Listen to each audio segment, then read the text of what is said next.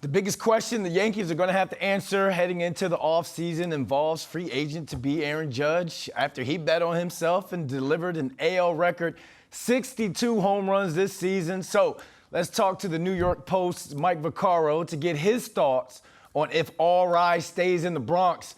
Mike, business is business, and Aaron Judge has become one of the faces of this franchise. So does his front office need to do whatever it takes to keep him in the Bronx long term?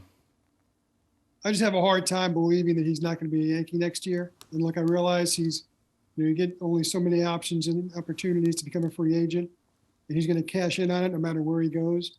But there's so much possibility to being the face of the Yankees, and I just think that's going to ultimately be too hard a thing to pass up for Aaron Judge because he's going to make a lot of money no matter where he goes. And look, maybe the home fires of San Francisco will be too much for him. But I think he's going to want to stay here, and I think the Yankees know they have to pony up to bring him back because otherwise that's a huge gaping hole in their lineup, regardless of the struggles he had in October. All right, so if he does stay here and re-sign with the team, what are some early numbers in terms of years and money that he could sign for? Well, there's an old story about how Joe DiMaggio was asked what he would ask for if he was a free agent. He'd say, he'd walk into the owner's office and say, "How you doing, partner?" And I'm not sure it's going to be quite to that level, but I think he's definitely going to be looking to at least match Mike Trout's average annual value. And I think he'd like to get to 7 years, 8 years if he could. Now, don't forget, he started his career in the majors a little late, so he's already 30 years old. So the time to maximize his earning power is now. So he's probably going to ask for every penny that Mike Trout got. And I think that after this year, it's going to be hard for anybody to deny that he's not worth that. Hal Steinbrenner is definitely going to have to open up that checkbook.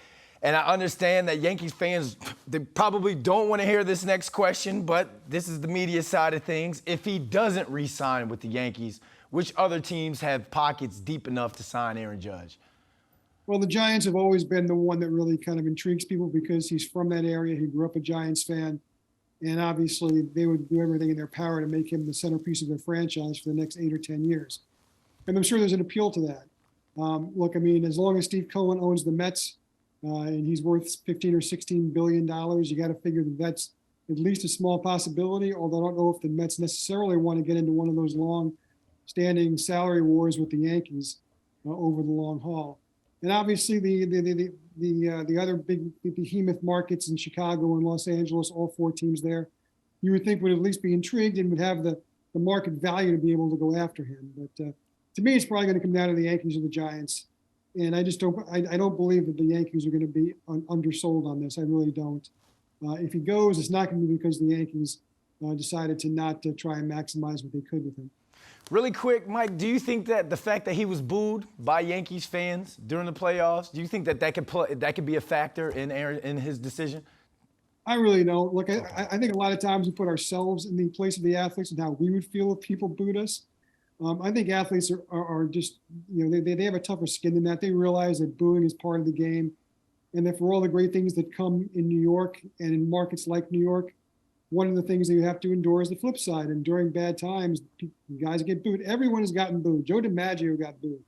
So getting booed isn't really a problem. I think most of these athletes understand that and also understand it's nothing personal. I mean, I don't think Yankee fans, when they were booing Judge so much as they were booing the frustration of the moment. And let's face it, it was a very frustrating weekend to be a Yankees fan. All right, Mike, thanks for joining us. Thanks, Brandon.